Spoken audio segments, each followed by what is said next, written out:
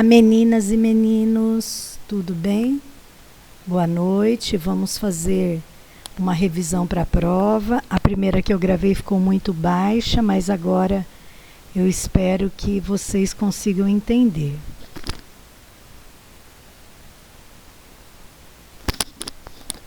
Bom, nós vamos falar sobre alfabetização e letramento. Então, na avaliação, na N2, vocês terão que responder alguns conceitos de acordo com o aprendizado, com aquilo que vocês entendem. Eu não quero que vocês decorem, nem que coloquem nada pronto, mas coloquem os conceitos de acordo com aquilo que vocês entenderam, com as discussões que nós fizemos durante as aulas, com aquilo que foi discutido, refletido. Então, quando a gente fala em aprendizagem da leitura e da escrita, ela depende de duas portas distintas, né, mas que são indissociáveis. Por exemplo, alfabetizar e letrar. O que é alfabetização e o que é letramento? A alfabetização é quando você tem a aquisição da escrita e da leitura. Você codifica e decodifica.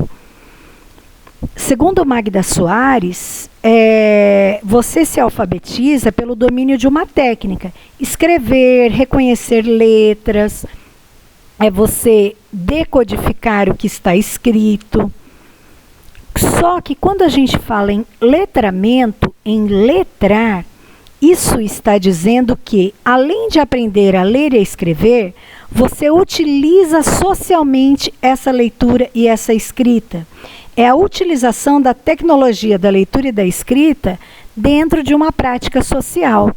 Então, por exemplo, é saber para que serve uma receita, como que é a estrutura de uma poesia, de uma música, de uma notícia de jornal. Então, se eu te perguntar o que é alfabetização, o que é letramento, de acordo com aquilo que você sabe, de acordo com aquilo que nós discutimos em aula. Alfabetizar é quando você ensina para o menino a produção leitora e escritora, ele aprende a ler e a escrever, B com abá, L alá, bala. Mas ele não entende o porquê disso, o significado.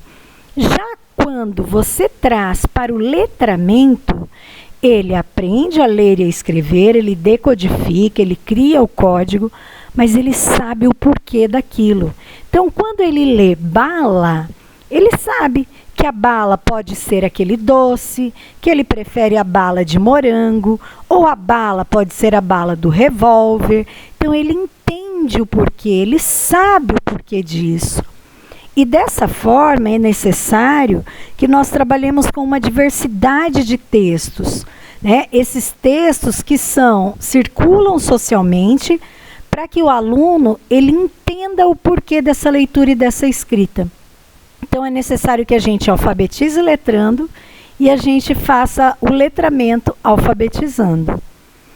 E para isso, para trabalhar com a alfabetização, com esse olhar para o letramento, é importante que nós tenhamos dentro da sala de aula, nas práticas pedagógicas, diferentes metodologias.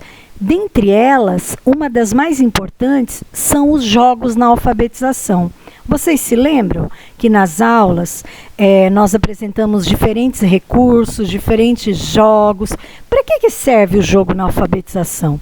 Quando a gente fala em jogo, você pensa em brinquedo, em brincar, em brincadeira. Mas o jogo, ele serve, além do prazer, né, de ensinar de uma forma prazerosa, ele traz significado para esse aprendizado. Então você pode, por exemplo, trabalhar por meio de um tema gerador, que pode ser um livro, uma história, uma parlenda, uma música. Ou você trabalhar palavras aleatórias, por exemplo, retiradas de um texto, e aí fazer um quebra-cabeça, fazer um jogo da memória, um bingo de nomes dos alunos, por exemplo. Então, o jogo, ele é importante porque, além do brincar, ele serve para sistematizar a aprendizagem. E o professor, ele vai ser mediador nesse processo. Ele vai apresentar para o aluno esse jogo, essa atividade intencional, e ao mesmo tempo ele vai perceber se aquilo que ele apresentou para o aluno trouxe significado, se aquilo conseguiu trabalhar a alfabetização e o letramento ao mesmo tempo.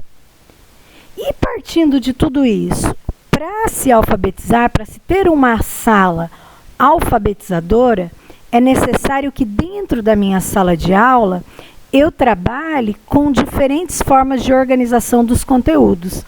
Existem algumas dessas formas, né, que são trabalhadas, que são as atividades permanentes, as sequenciadas, as de sistematização, as independentes e os projetos.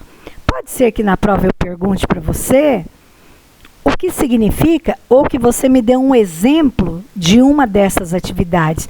Para isso é importante que você se lembre daquilo que nós já estudamos. O que são as atividades permanentes? São aquelas que acontecem durante um determinado período de tempo e que principalmente são para desenvolver hábitos ou atitudes. Por exemplo, a leitura compartilhada, uma oficina de produção de texto, a roda de notícias, quer dizer, acontece durante um determinado tempo, mas habitualmente ela vai acontecer. A leitura compartilhada, por exemplo, ou como alguns chamam de leitura deleite, para desenvolver o hábito da leitura com os alunos. Então, várias atividades podem ser oportunizadas dentro da sala de aula, de modo que você desenvolva esse hábito com a criança. Nós temos as atividades sequenciadas, como o nome já diz, venham numa sequência, né, numa cadência. E essas atividades, elas dependem daquela atividade que aconteceu anteriormente, do que foi aprendido anteriormente. Como, por exemplo, para você produzir um texto, um gênero textual, a criança tem que conhecer qual é a estrutura desse gênero. Para que ela possa produzir frases, ela tem que primeiro ter conhecido as letras, as palavras, não é verdade? Então, uma atividade acontece somente na sequência da outra. Já na atividade de sistematização, como o nome diz, vai sistematizar, vai reforçar, vai retomar esse conteúdo. Então, geralmente, são atividades, algumas escolas chamam de reforço, de revisão, né? Mas é justamente para sistematizar o conteúdo que já foi trabalhado. Nós temos as atividades independentes, que são aquelas atividades que não foram planejadas, mas que podem fazer parte da aula. É lógico que as atividades independentes não podem ser só isso que acontece. Ah, vou chegar na aula e vou ver o que vai dar certo. Não. Pode ser que num determinado momento o aluno traga um livro diferente, uma notícia de jornal para você ler, aconteça um fato na sala e que você tenha que proporcionar um tipo de atividade que você não tinha anteriormente planejado. Mas as atividades independentes, elas não são atividades obrigatórias de acontecer, mas pode ser que no decorrer da sua aula, num dia, você tenha que inserir uma atividade independente, que é aquela que não foi planejada anteriormente. E por último, nós temos os projetos, que é o meu preferido, que são aquelas situações didáticas em que o professor e o aluno, eles estudam, têm um propósito, um objetivo, e aí tem um produto final. Por exemplo, digamos que seja um projeto de poesias, um projeto de contos encantados.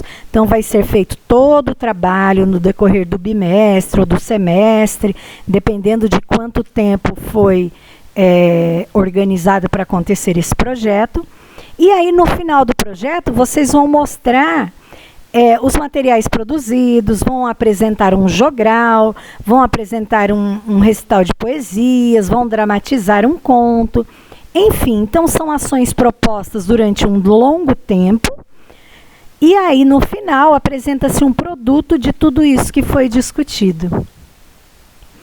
E aí, lá na prova, além de cobrar alguns desses questionamentos desse conteúdo que a gente fez a revisão anterior, vocês terão uma atividade para realizar. Vocês farão a leitura desses 2 livros que eu já enviei nos grupos, A Galinha que Sabia Ler, da Sandra Aimone, e A Cesta da Dona Maricota, da Tatiana Belink. Após a leitura, vocês vão escolher um desses 2 livros para realizar essas atividades que são propostas. Escolher um livro.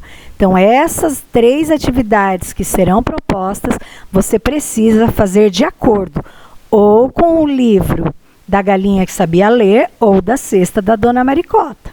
Então, primeiro, você vai fazer uma atividade escrita, tudo escrito, digitado lá na prova, tá?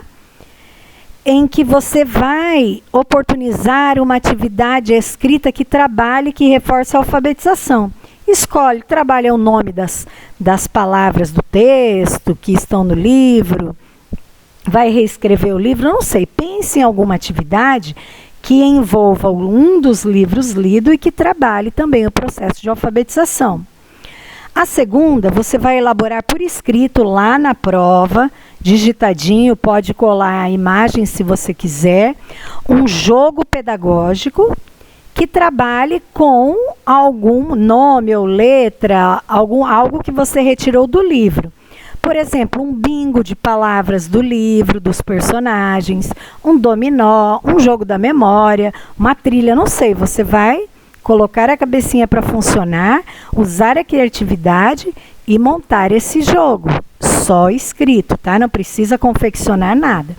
E por último, você vai propor por escrito uma atividade que você poderia realizar na quadra da sua escola com a sua turma de alfabetização, utilizando também aquilo que você retirou do livro, as palavras-chave, né?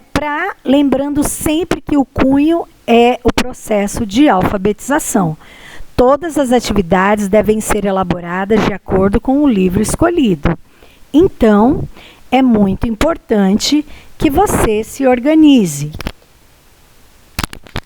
Eu já mandei para você a revisão para que você se organize e para que você, quando for liberada a prova, que vocês já tenham pensado no que vão realizar, ok? Eu desejo uma boa noite, um bom descanso. Amanhã vocês têm prova da disciplina interativa. Então, bom estudo, se dediquem e que durmam com Deus. Um beijo e até a próxima.